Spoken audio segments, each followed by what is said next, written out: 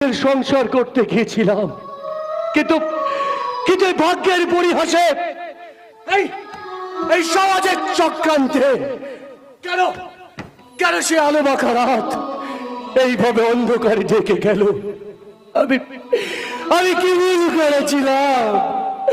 আমি কি ভুল করেছিলাম? আজ থেকে জানবো আমার ভাই মারা গেছে, আর আমিও তোর কাছে মরে গেছি। শুধু জীবন আমার ব্যাকুল,